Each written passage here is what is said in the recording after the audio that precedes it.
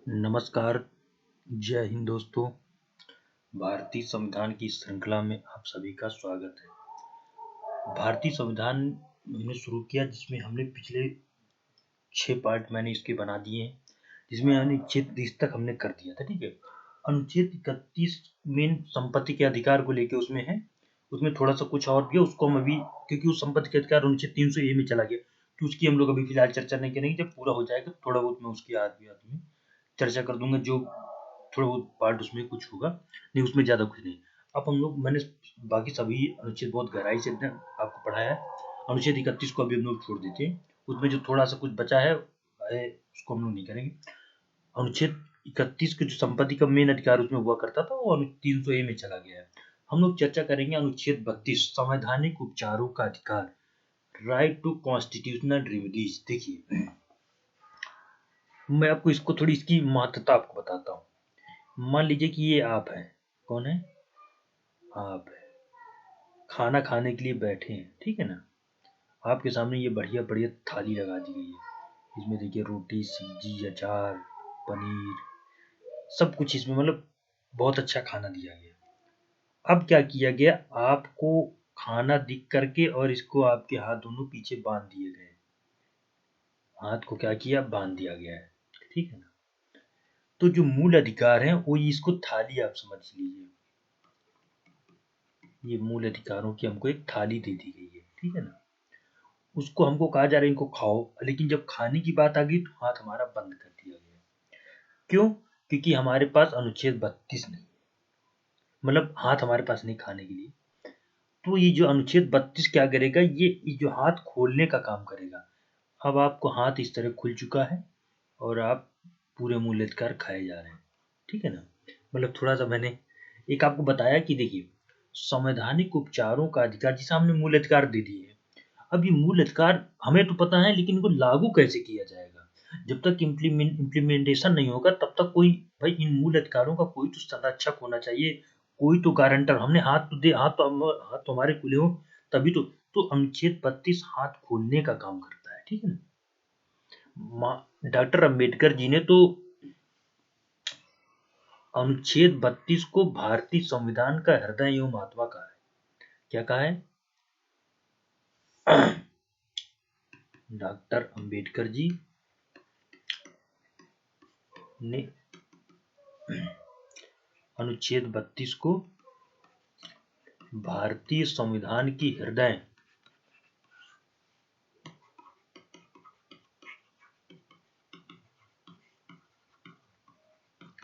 एवं आत्मा कहा है।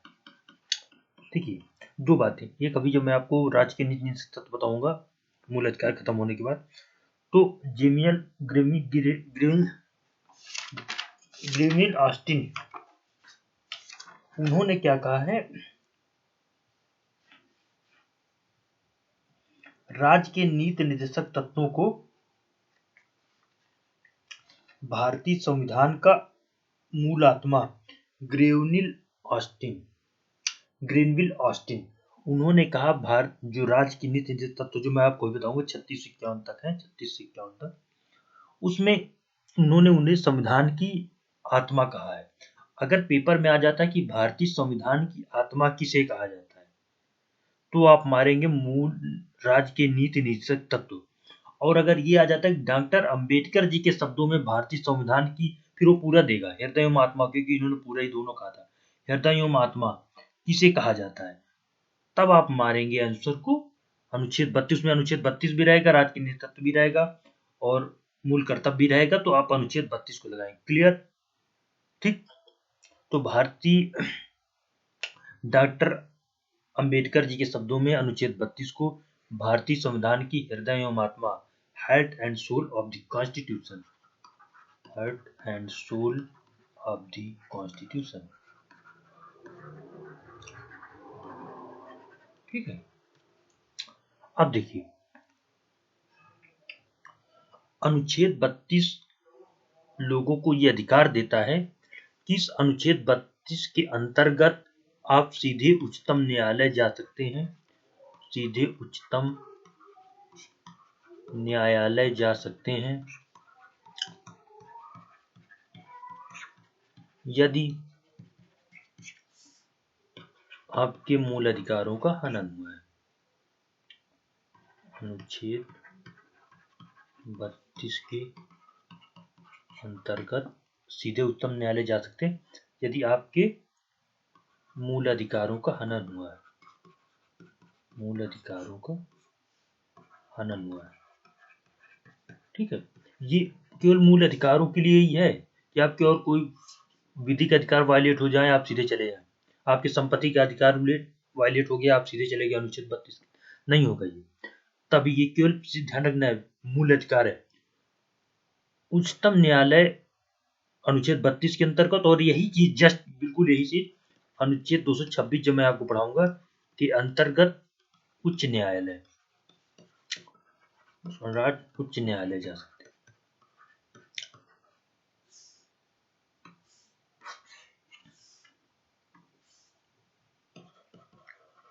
राज्य उच्च न्यायालय, ठीक है ना, जा सकते हैं। यहाँ पे मैं आपको बता दूं कि जो इस मामले में अधिकार है ना वो उच्च न्यायालय का ज्यादा है। अभी मैं जब ओडीटी आपको बताऊंगा तब इसको बताऊंगा ये बातें। और साथ में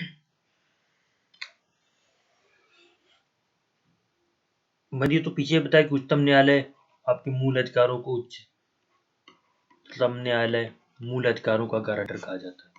पेपर में आ जाए तो आप इसी को मारेंगे, उच्च न्यायालय को फिर नहीं लगाएंगे। अगर मान लीजिए केवल एक केवल दो करते तब आप मूल अधिकार, अगर केवल 1 2 3 4 है और उच्च न्यायालय उच्चतम न्यायालय संविधान मंत्रिपरिषद दे देगी तब आप इसी को लगाएंगे उच्चतम न्यायालय को। मूल अधिकार उच्चतम न्यायालय मूल अधिकारों का गारंटर है, संरक्षक, ये सब भी आया पेपर में, गारंटर है, संरक्षक, ठीक है ना। तो देखिए अब ये अनुच्छेद 32 का इस्तेमाल करता कैसे है उच्चतम न्यायालय। तो उच्चतम न्यायालय 5 तरीके की रिट जारी करके, उच्चतम न्यायालय और उच्च न्यायालय दोनों 5 तरीके की रिट जारी करने का अधिकार है।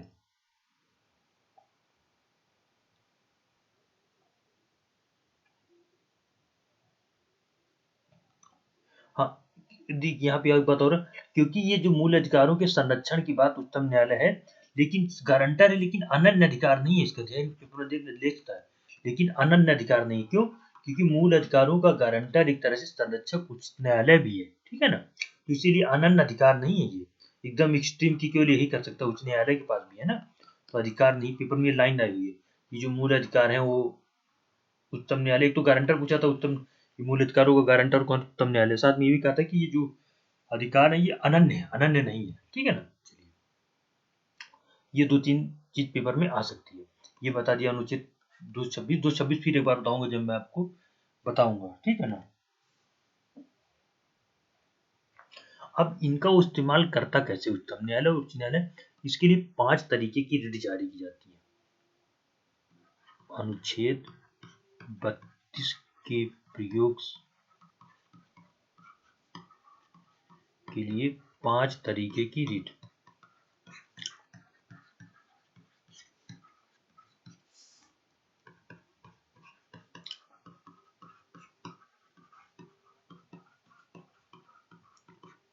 देखिए ठीक है ना, उच्च न्यायालय और उच्च न्यायालय दोनों ये रिटें जारी कर सकता है।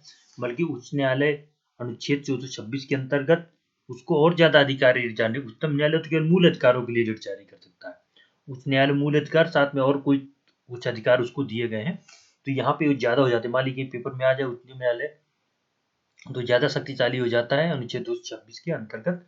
शक्तिशाली का मतलब उसका विस्तृत क्षेत्र हो जाता है ज्यादा। तो पहली देखिए रिट जारी करता है ये 5 तरीके की। पहले मैं सभी रिटों का नाम दिल बंदी प्रत्यक्षीकरण, पेपर में आया बंदी प्रत्यक्षीकरण, पहले 5 रिट को मैं लिख दे रहा हूँ। हैबियस कार्पस, ये है ये जी,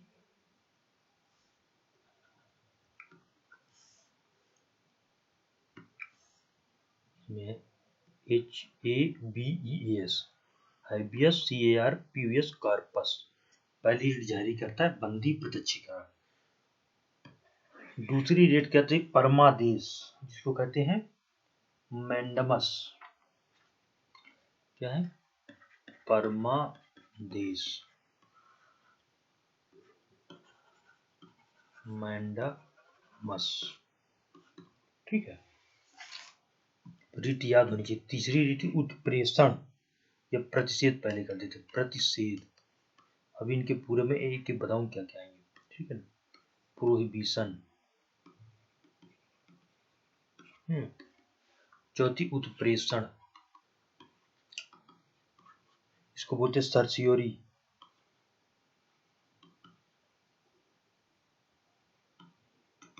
CERTIORARI होता है, सर्सियोरी बोलते इसको, CERTIORARI, सर्सियोरी। ठीक है, और पांचवी रीट होती है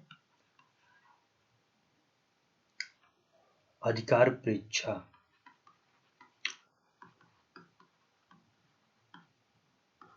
इसको बोलते हैं क्यो वारंटो।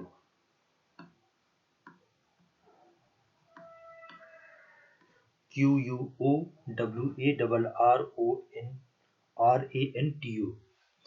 तो किस तरीके की रीट हो गई, 5 तरीके की रीट हो गई। एक बंदी प्रत्यक्षीकरण, हैबियस कॉर्पस, परमादेश मैंडामस, प्रतिषेध प्रोहिबिशन, उत्प्रेषण सर्सियोरी। इसको सर्टियरी नहीं पढ़ते, सर्सियोरी पढ़ते हैं, CERTIORARI। अधिकार प्रेक्षा क्यो वारंटो। ठीक है ना। ये उच्चतम न्यायालय अनुच्छेद 32 के अंतर्गत और साथ में उच्च न्यायालय, इसमें यहाँ थोड़ा लिख दे तो उच्च न्यायालय अनुच्छेद 226 के अंतर्गत, ठीक है ना, जारी करता है, ये रीटें जारी करता है।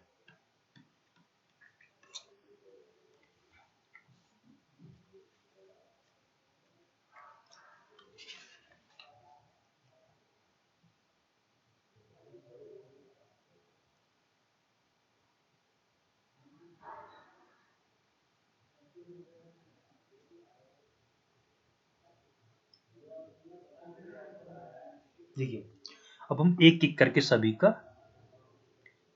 देखिए। बंदी प्रत्यक्षीकरण जो है, बंदी प्रत्यक्षीकरण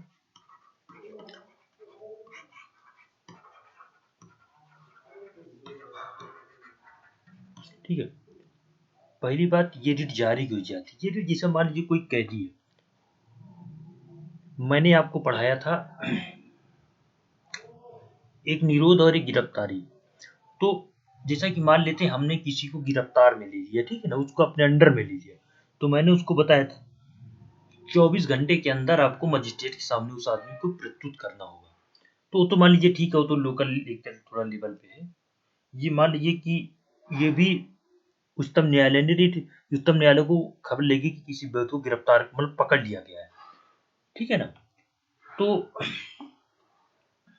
हिरासत में ले लिया गया है या कुछ ऐसा, मतलब उस आदमी के एक तरीके मूल अधिकारों का हनन हो रहा है। ये कोई आदमी है मान लीजिए बहुत दिन से गिरफ्त में है, ठीक है ना, उसके मूल अधिकारों का हनन हो रहा है, उसने रिट दायर करा दी। अब तो उच्चतम न्यायालय कहेगा सबसे पहले आप उस आदमी को हमारे सामने प्रस्तुत कीजिए जिसको आपने गिरफ्त में रखा है। बंदी प्रत्यक्षीकरण मतलब गिरफ्तार व्यक्ति को हमारे प्रत्यक्ष प्रस्तुत करें आप, ठीक है ना। मतलब इसका हो जाएगा गिरफ्तार व्यक्ति को प्रत्यक्ष प्रस्तुत करें, प्रत्यक्ष प्रस्तुत करें। वो जिंदा भी है कि कहीं वो मर गया हो, ठीक है ना। अब देखिए, ये जो रीट होती है किसी व्यक्ति व सरकार दोनों के खिलाफ जारी की जा सकती है। सरकार दोनों के खिलाफ जारी की जा सकती। कैसे,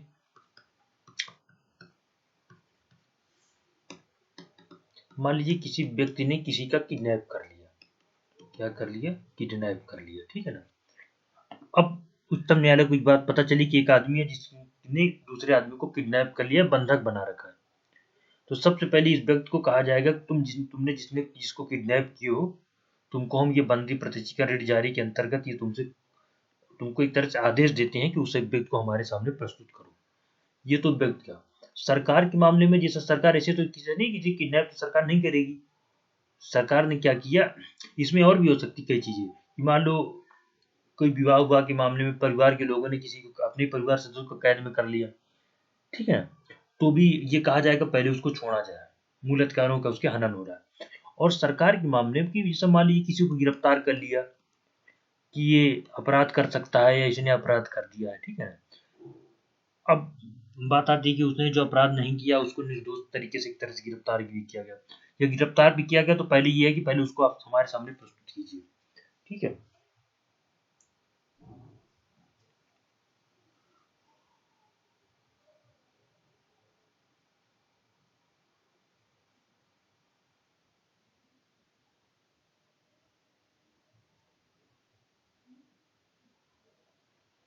ये तो सामान्य में है कि, लेकिन कभी कभी क्या होता है कि जैसा कि मान लेते हैं हमने किसी कानून के अंतर्गत गिरफ्तार कर लिया, जैसा पहले पोटा या उत्तर होता था, कोई अगर हिरासत कानून के अंतर्गत अगर हमने किसी को गिरफ्तार में लिया है, जैसा जम्मू कश्मीर पहले पब्लिक सेफ्टी बिल होता था, ठीक है ना, पब्लिक सेफ्टी बिल होता था, पहले पोटा होता था, टाडा होता था। अगर मान लीजिए किसी हमने कानून के अंतर्गत हमने किसी को लिया है तो ये एक तरह की स्ट्रीम हो जाते हैं, इनको देखो खत्म ही कर दिया गया है ना। तो इस मामले में ये रिट एक तरीके से जारी नहीं की जाती थी कि भाई ये बहुत खतरनाक आदमी है, और सबको सुप्रीम कोर्ट को भी लगभग पता ही हो जाता है, तो तब नहीं जारी की जाती। ये बात थोड़ा ध्यान रखना, नहीं तो सामान्य परिस्थिति को आप याद रखें कि गिरफ्तारी से में या व्यक्ति या सरकार दोनों के लिए खिलाफ ये जारी की जाती है, और इसके द्वारा किसी के हम संवैधानिक मूल अधिकारों का सुरक्षा करते हैं। अनुच्छेद 32 के अंतर्गत उच्चतम न्यायालय और अनुच्छेद 226 के अंतर्गत उच्च न्यायालय इसे जारी करती है, ठीक है।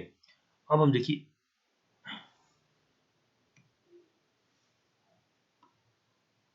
ये हो गया। अब देखिए,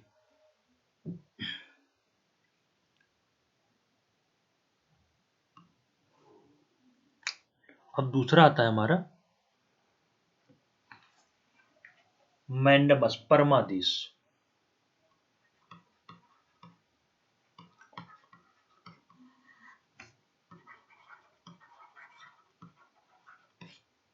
इसका मतलब था हम आदेश देते हैं, शाब्दिक अर्थ होता है इसका। क्या देते हैं, मतलब उच्च न्यायालय या उच्चतम न्यायालय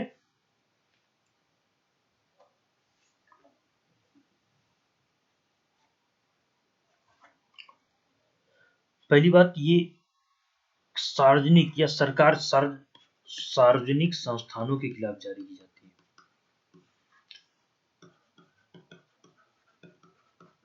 संस्थानों के खिलाफ जारी की जाती है, ठीक है।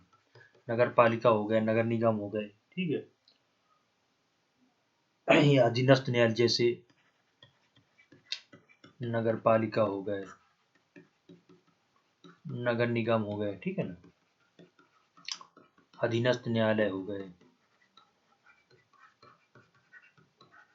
ठीक है, इनके खिलाफ इसे हम जारी करते हैं।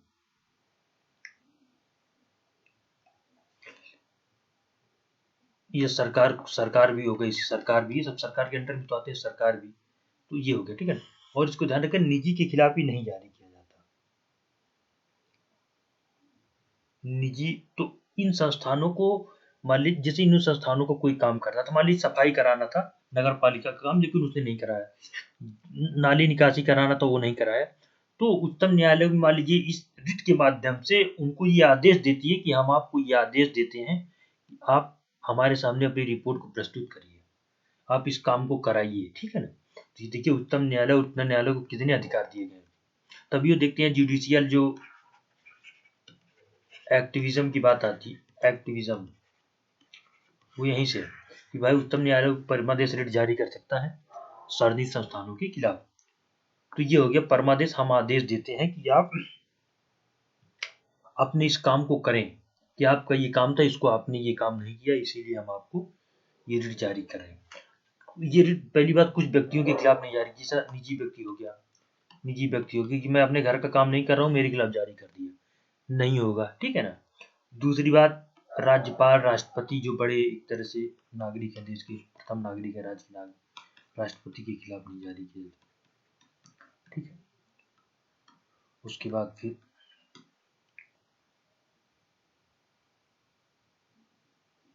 गैर संवैधानिक कोई विभाग हो,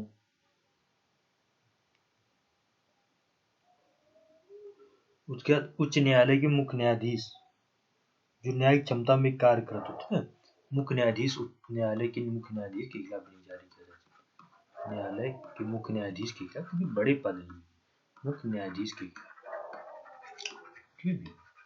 अधीनस्थ न्यायालय मैंने पहले लिख दिया है। तो ये हो गया परमादेश। इतना ही है कि हम आदेश देते हैं कि आप अपना कार्य ठीक से नहीं कर रहे हैं, मैंडेमस रिट आपके खिलाफ जारी कर रहे हैं, और साथ में आपको आपके अपने कर्तव्यों को हम आपको एक तरीके से याद दिला रहे हैं, ठीक है ना। उसके तीसरी रिट आती है प्रतिषेध, प्रोहिबिशन।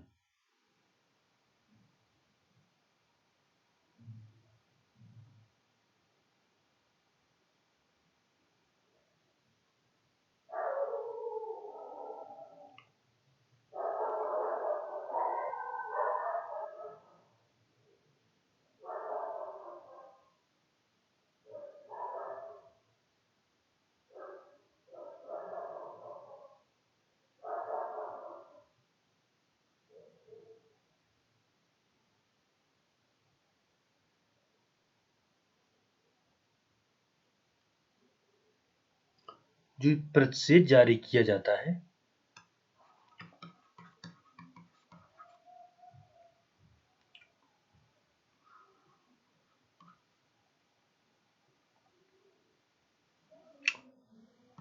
प्रोहिबिशन, आप देखोगे इसको निषेध भी लिखते हैं कहीं, निषेध। ये बेसिकली मना करना, ठीक है ना। कैसे? पहली बार जैसा कोई उच्च न्यायालय, कोई न्यायालय है, न्यायालय जिसने अपने अधिकार से ऊपर, अपने अधिकार से ऊपर या बाहर जाकर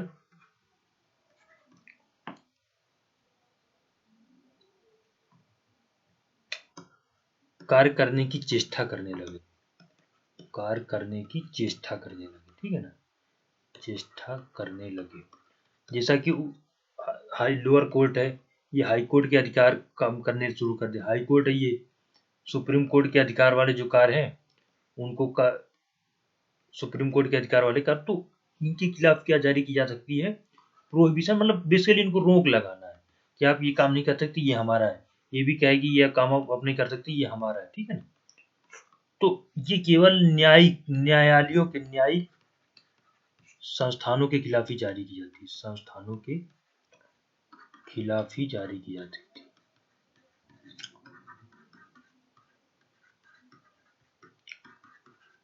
अब बताइए इसमें देखिए क्यों ऐसा किया गया है भाई।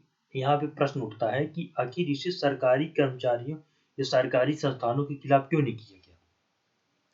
तो मैंने आपको बताया था अनुसूची 7, अनुसूची 7 जिसमें 3 तरीके की संघ सूची, राज्य सूची और साथ में समवर्ती सूची है, ठीक है ना।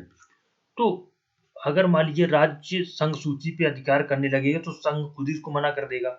समवर्ती सूची वाले पे कानून बनाएगा, अगर तर्कसंगत होगा तो मानेगा, नहीं तो नहीं मानेगा। तो हमें कोई जरूरत नहीं है यहाँ पे कि हम इसको सारणी के खिलाफ जारी करें। वो अनुसूची में जो कार्य बटे उनके हिसाब से वो हो जाता है, ठीक है। और यहाँ पे इसीलिए इसको क्यों न्यायिक जो बताया ना, इसे न्यायालयों या अधिकरणों के खिलाफ ही जारी किया जा सकता, न्यायालयों या अधिकरणों के खिलाफ ही जारी किया जा सकता,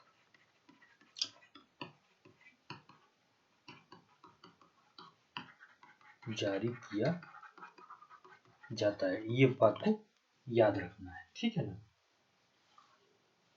अब चौथी आती उत्प्रेषण। क्या है चौथी? उत्प्रेषण,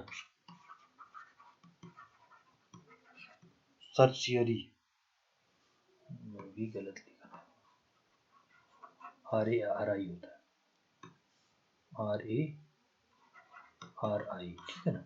इसको बोलते सरसेरी, बोलते सरसरी, टरी नहीं बोलते, सरसरी बोलते हैं, CERTIURARI। तो देखिए उत्प्रेषण जो होता है ये बेसिकली इसका मतलब होता है प्रमाणित करना, प्रमाणित करना या सूचना देना, सूचना देना, सॉरी,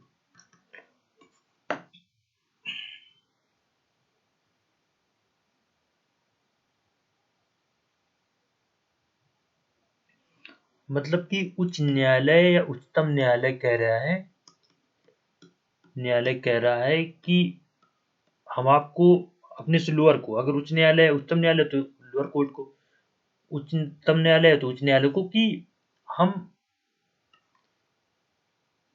आपके यहाँ जो लंबित मामले हैं, आपके यहाँ जो लंबित मामले हैं जिन पर 10 साल पहले ही फैसला हो जाना चाहिए, उनको आप हमारे यहाँ ट्रांसफर करें, उनको आप हमारे यहाँ ट्रांसफर करें, ट्रांसफर करें। इसके लिए ये रिट जारी की जाती है कि जो निम्न कोर्ट है उस अगर किसी काम को नहीं कर पा रहा है, ठीक है ना, बहुत दिनों से, बहुत सालों से बहुत केसेज लंबित पड़े हैं, तो उच्चतम न्यायालय उनको इस रिट के अंतर्गत, रिट दायर करके अंतर्गत मंगा सकता है।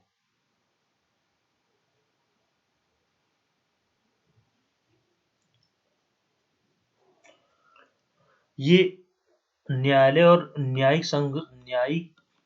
संस्थानों व अधिकरणों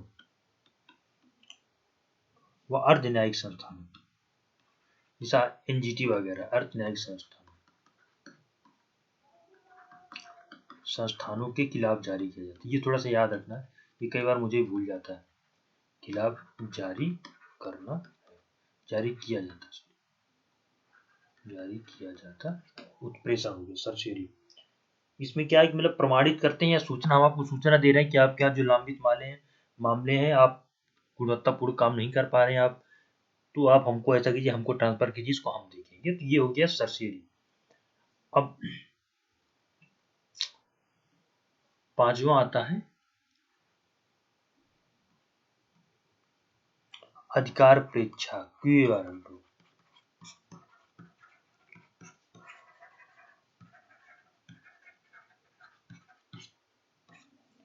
क्यू वारंटो मतलब देखिए, जैसा कोई संस्थान है, ठीक है, या सार्वजनिक कार्यालय है, उसने क्या किया है कि अवैध रूप से किसी ऑफिस में कब्जा कर लिया है, जो जिसके योग्य नहीं, जैसा कि अवैध रूप से अपने से बड़े, अपने से अधिक अधिकार वाले कार्यालय में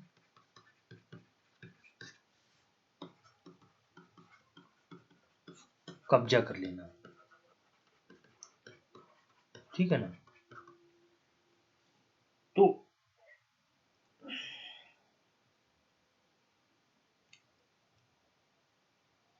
ये इसको इस तरीके से समझ सकते हैं कि कोई प्राधिकारी कह रहा है कि मैं इस ऑफिस को होल्ड करने की योग्य हूं, मैंने सारी योग्यता प्राप्त की है, मैंने सारे एग्जाम क्वालिफाई किए हैं, तो फिर उसकी योग्यता की जांच के लिए, ठीक है ना, कि मतलब वो उस कार्यालय को होल्ड करने के सक्षम है या नहीं। अगर वो सक्षम है तो ठीक है, नहीं है तो इसका मतलब उसने अवैध रूप से ग्रहण किया है, तो उसके खिलाफ ये रिट जारी की जा सकती है। देखिए, ये रिट किसी व्यक्ति,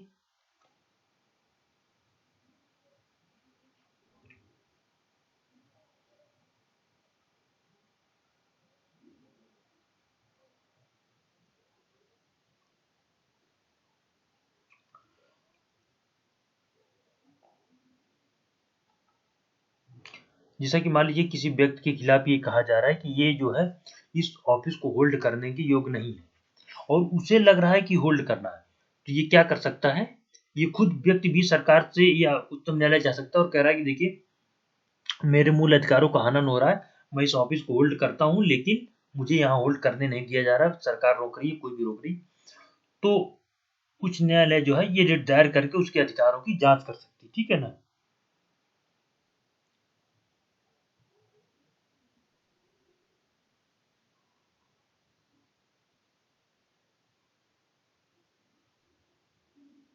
इसे भी सार्वजनिक कार्यालयों के लिए जारी किया जाता है, सार्वजनिक संस्थानों के खिलाफ ही जारी किया जाता है, कि आप इसको देखिए कि क्या ये इस पद को होल्ड करने के लायक है या नहीं, ठीक है ना।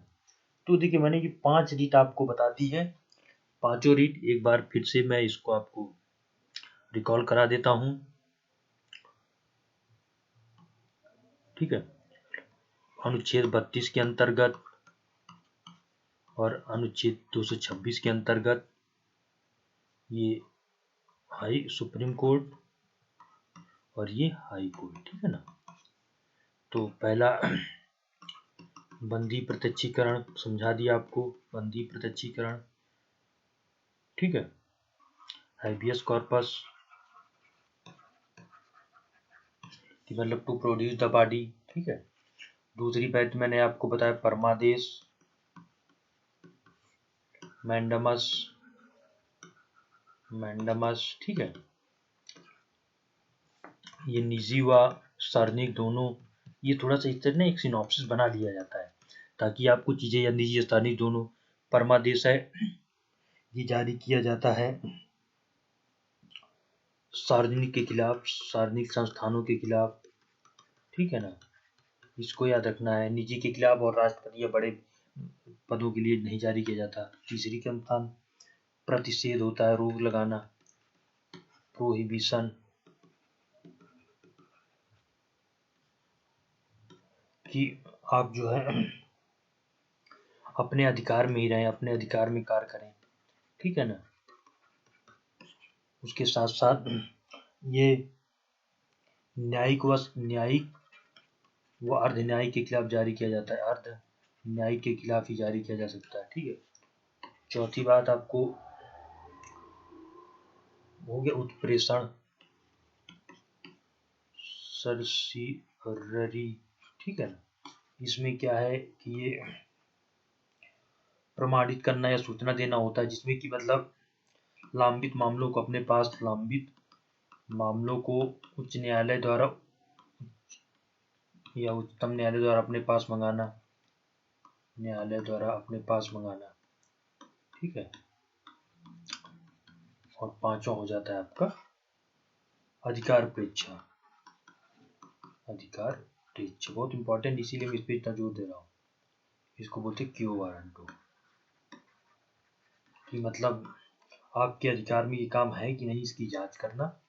ये निजी और सार्वजनिक दोनों के खिलाफ, निजी सार्वजनिक दोनों के खिलाफ। तो ये देखिए एक सिनॉप्सिस इस तरह बन जाता है, तो आपको और अच्छे से फिर याद हो जाता है, ठीक है।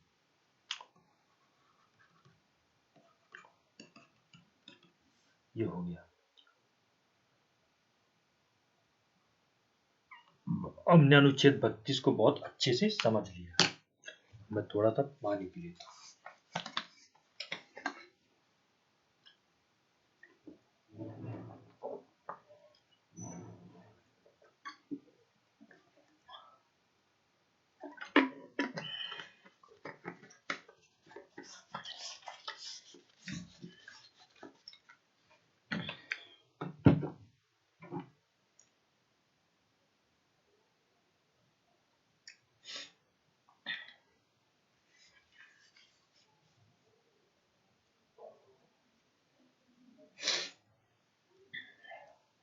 अब हम लोग थोड़ा सा बचा है हमारा, कौन सा कितना बचा है, अनुच्छेद 33, 34, 35 बचे, 3 अनुच्छेद हमारे और बचे हुए हैं, फिर हमारा मूल अधिकार जो है समाप्त हो जाएगा, ठीक है ना। तो चर्चा कर लेते हैं हम अनुच्छेद 33 की, इसकी अनुच्छेद 33, ठीक है। ये जो तीनों जो अधिकार है सशस्त्र बलों के संबंध में, सशस्त्र बलों के संबंध में संसद का विशेषाधिकार, ठीक है।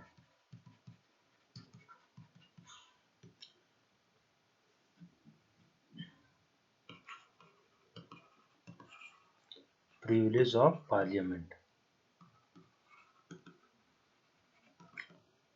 ठीक है। LAG होता है, PRIVILAG, ठीक है। प्रिविलेजेस ऑफ पार्लियामेंट कैसे, देखिए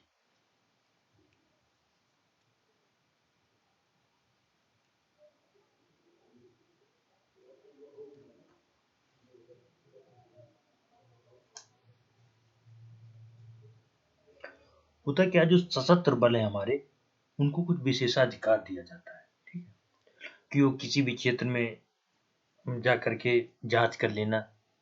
तो इन विशेषाधिकारों के को नियंत्रित करने का काम संसद कर सकती है, ठीक है। सशस्त्र बलों के अधिकारों पर नियंत्रण का अधिकार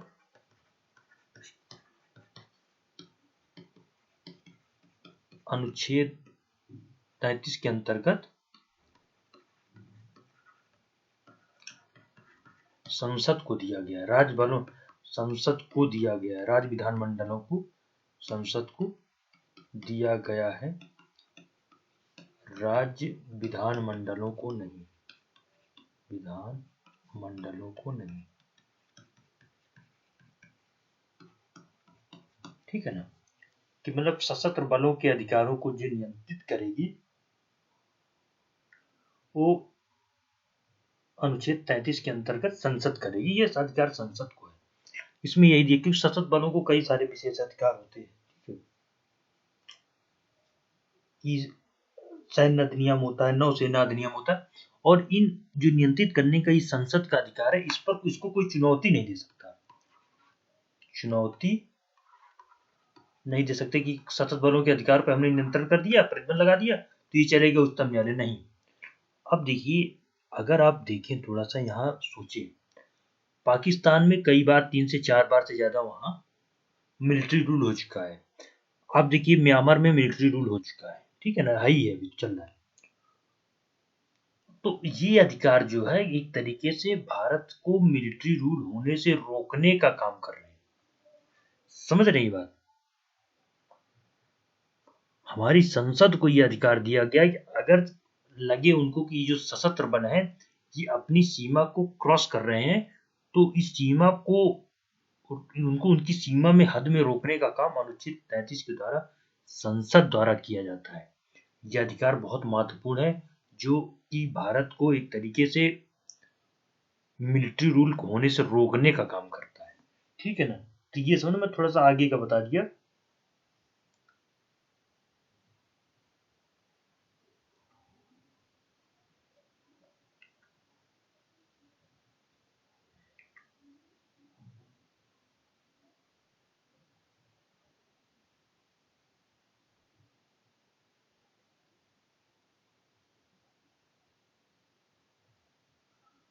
अब देखिए, ये हो गया अनुच्छेद 33 की, मतलब युक्त अनुच्छेद 34 भी लगभग ऐसा ही है, अनुच्छेद 34 भी ऐसा ही है। देखिए अनुच्छेद 34 में मार्शल लॉ से संबंधित, मार्शल कानून होता है ये सेना का, तो जिन एरिया में जैसे डिस्टर्बेड एरिया हो जाती है ना, डिस्टर्ब एरिया हो गए, आपने अपस्फा सुना होगा,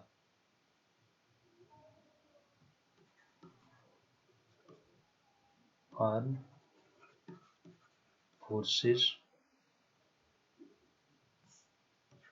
अपस्फा, ठीक है।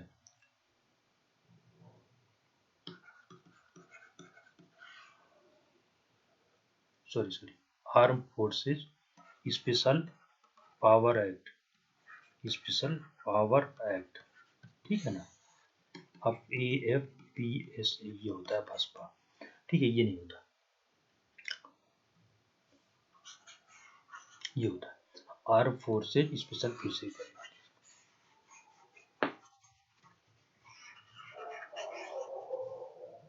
मतलब मैं ये बताना चाहता हूँ, पसपा तो यहाँ नहीं, पर ये इसका मतलब ये बताना चाहता हूँ कि जो सैन्य बलों को हमने युद्ध, जैसे होता क्या है ना, कि कई बार इतने डिस्टर्ब एरियाज हो जाते हैं कि हमें सैन्य बलों को अधिकार देना ही पड़ता है।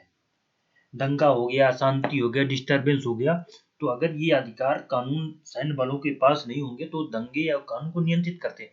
मैं आपको बता दूं, अगर किसी एरिया में मार्शल लॉ लग गया ना, उस एरिया में सेना को किसी को भी गोली मार देने का अधिकार हो जाता है, किसी को देखते ही गोली मार देने का अधिकार हो जाता है, देखते ही गोली मार देने का अधिकार हो जाता है, मारने का अधिकार हो जाता है। अपस्पा में तो ये बहुत ज्यादा हुआ, इसीलिए इसके आपने सुना होगा इलोम शर्मिला, उसने कई सालों तक, सतत 18 सालों तक इस पसपा कानून, armed power force special power act ना, armed forces special power act, armed forces special power act का मतलब, तो इसका मतलब ये तो संसद के पास जो अधिकार है, अनुच्छेद 34 ये कहता है कि ये जो स्पेशल पावर एक्ट है, ये इसकी तर्कसंगतता को संसद निर्धारित कर सकती है। मतलब इसकी तर्क संगतता को संसद निर्धारित करेगी। अगर संसद को लगता है कि ये सही है तो ठीक है, अगर संसद को लगता है कि नहीं, मार्शल लॉ कानून के अंतर्गत कुछ गलत किया जा रहा है, तो उस पर ये युक्त प्रतिबंध लगा सकती है। युक्त प्रतिबंध लगाने का अधिकार संसद को है, ना कि किसी राज्य विधानसभा को। तो ये बात ध्यान रखना है।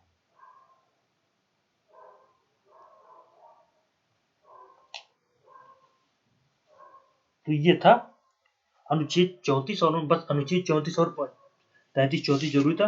अनुच्छेद 35 में ज्यादा कुछ ऐसा है नहीं। जो इसमें अनुच्छेद 35 कहता है, इस भाग को प्रावधानों को प्रभावी, ये जो 34 35 को प्रभावी संबंधी कानून है। चलिए मैं इसको भी लिख देता हूँ, अनुच्छेद 35 को लिख देता हूँ। अनुच्छेद 35 कोई पढ़ाता भी नहीं उतना। अनुच्छेद 35 जो है कहता है कि मतलब इस भाग के प्रावधानों को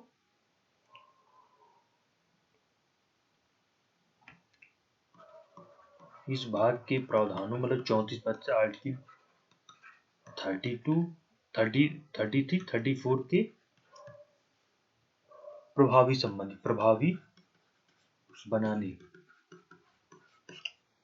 संबंधी विधान की बात करता है। इसको पढ़ने की जरूरत नहीं है, मैं थोड़ा सा आपको बनाने की बात करता है। ठीक है, तो ये रखना है। अनुच्छेद 35 जितना हो गया, ठीक है। अब हम देखिए, ये तो मौलिक अधिकार हो गया, मैंने आपको पूरा मौलिक अधिकार खत्म करा दिया। एक मेंस में प्रश्न आ सकता है कि मौलिक अधिकारों की महत्वता क्या है, या हो सकता है कि मौलिक अधिकारों के, मुझे जहां तक लगता है कि मान लीजिए ये प्रश्न ही आ गया आपके सामने, ये प्रश्न आ गया लाल रंग से, मौलिक अधिकारों की महत्वता के साथ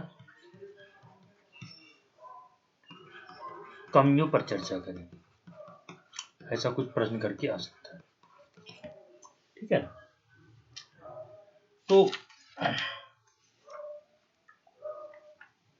अगर हम मौलिक अधिकारों की महत्व की बात करें, तो मौलिक अधिकार देश में सामाजिक, पहली बात सामाजिक, उत्तर में आप लिखेंगे, मैं सिनॉप्सिस दे रहा हूं, उत्तर सामाजिक एवं राजनैतिक लोकतंत्र की स्थापना करते हैं। ध्यान रखना है, राजनीतिक लोकतंत्र की स्थापना करते हैं। ठीक है ना। इसमें कहीं भी आर्थिक वाला फैक्टर मैंने नहीं बताया आपको कि सरकार आएगी आपको सिलेंडर ले लो योजना, ऐसा कुछ बताया नहीं बताया। मैंने जो भी चर्चा की, सामाजिक और साथ में राजनीतिक लोकतंत्र की स्थापना की बात करता है। ये बात आप बिल्कुल, आर्थिक लोकतंत्र जो आएगा वो आएगा आपके राज्य की नीति निदेशकों में। मैंने आपको जब प्रियम्बल पढ़ाया तो मैं सामाजिक आर्थिक राजनीतिक लोकतंत्र, तो सामाजिक और राजनीतिक लोकतंत्र मूल अधिकारों के द्वारा, और आर्थिक लोकतंत्र जो मैं आगे बताऊंगा राज्य के नीति निदेशक तत्वों द्वारा स्थापित किया जाता है। ठीक है। और इसके महत्व में क्या लिख सकते हैं कि ये व्यक्ति को बताया, सारी शुरू में भी बताया था, व्यक्ति की भौतिक नैतिक आध्यात्मिक, भौतिक नैतिक आध्यात्मिक उन्नति को संरक्षित करते हैं। ठीक है। ठीक है। राज्य को एक तरीके से अनियंत्रित होने से रोकते हैं, अनियंत्रित होने से रोकते हैं। ठीक है ना। उसके बाद लिख सकते हैं अस्पृश्यता के द्वारा सामाजिक लोकतंत्र। देखा ना, ये सामाजिक कहां से, अस्पृश्यता के द्वारा सामाजिक लोकतंत्र की स्थापना, और की 17 जो मैंने लोकतंत्र की स्थापना अनुच्छेद 17 के द्वारा। ठीक है। मैं आपको थोड़ा बता दूं कि अस्पृश्यता समाज संविधान में कहीं भी परिभाषित नहीं है, शायद ये पॉइंट मैंने आपको नहीं बताया, ये इसी में नोट करके अस्पृश्यता जो है कहीं भी परिभाषित नहीं है, अस्पृश्यता परिभाषित नहीं है, कहीं भी परिभाषित नहीं है। लोकतंत्र कहीं भी, अरे सॉरी, मैंने आपकी बताया था अल्पसंख्यक कहीं भी परिभाषित, अल्पसंख्यक ये सब अल्पसंख्यक कहीं भी परिभाषित नहीं है। ठीक है, ये मैं नहीं है, तो ये थोड़ा मैं आपको अलग से बता दिया इसमें। तो जो हम आंसर लिख रहे थे कि क्यों महत्वपूर्ण है, उसी से ये अचानक मुझको याद आ गया, तो मैंने इसको यहाँ पे बता दिया। और इसमें क्या है कि देश में विधि की शासन की स्थापना करते हैं, देश में विधि की शासन की स्थापना,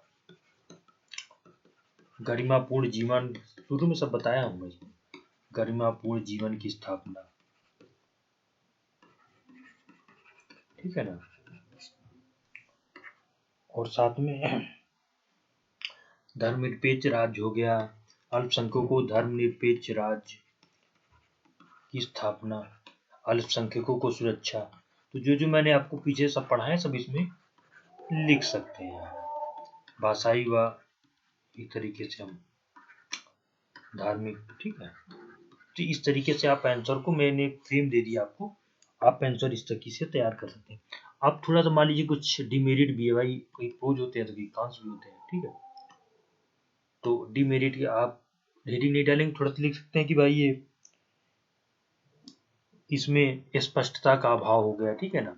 कई जगह देखिए मैं खुद भी आपको कंफ्यूज लगा, अनुच्छेद 30-31 को समझाते समय स्पष्टता का अभाव, उसके साथ कुछ 2-4 शब्द आप इसमें लिख सकते हैं। उसके बाद स्थायित्व नहीं है, कभी कोई बदल देता है, कभी कुछ बदल दे, स्थायित्व नहीं है, नए नए लगातार जुड़ते रहते हैं, सब मूल अधिकारी बनते चले जा रहे हैं, ये भी मूल अधिकार है, विवाह भी है, तलाक भी है, सब मूल अधिकारी बनते चले जा रहे हैं, ठीक है। इसमें कोई एक तरह से देखा जाए सामाजिक राजनीतिक की बात की, लेकिन आर्थिक लोकतंत्र की स्थापना की कोई बात ही नहीं की। मतलब समझ रहे हैं, आर्थिक लोकतंत्र की स्थापना की बात ही नहीं की। इतनी सारी देश में बेरोजगारी है, इस पर कभी कोई चर्चा ही नहीं होती। अगर आर्थिक लोकतंत्र की बात आ जाए तो सरकार को अनिवार्य रूप से रोजगार का प्रावधान करना पड़ेगा, रोजगार का प्रावधान करना पड़ेगा। क्यों, अगर हमें कोई रोजगार नहीं मिलेगा तो हम उच्चतम न्यायालय चले जाएंगे, वहां से हमें फिर, अभी हम क्या है इस मामले को लेकर उच्चतम न्यायालय नहीं जा सकते, क्योंकि ये प्रावधान ही नहीं शामिल किया गया, ठीक है। उसके बाद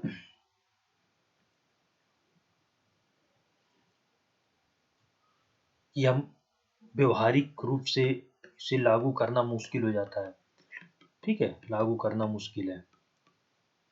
ये हम तो बात तो कर दी है अस्पष्टता की, लेकिन क्या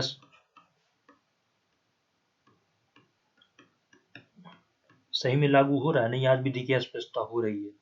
तो इस तरीके से थोड़ा करके आप नकारात्मक भी इसमें लिख सकते हैं, ठीक है ना। इस तरीके से फिर बाद में अपना जो है ओपिनियन दे देंगे कि यद्यपि कुछ सीमाएं हैं, लेकिन फिर भी ये, यद्यपि कुछ सीमाएं हैं लेकिन फिर भी ये गरिमापूर्ण जीवन के लिए अनिवार्य है, गरिमापूर्ण जीवन के लिए अनिवार्य तत्व है। बस आपका आंसर क्लोज हो जाएगा, अनिवार्य तत्व है। कभी भी कोई भी नकारात्मक को लेकर के खत्म नहीं करेंगे, नहीं ये है खराब है, ये नहीं, सकारात्मक को लेकर के आप चलेंगे। तो देखिए इस वीडियो के माध्यम से मैंने आपको पूरा बता दिया है, मूल अधिकार हमने लगभग 7वां वीडियो तक खत्म हो गया। अब हम लोग चलेंगे राज्य के नीति नीति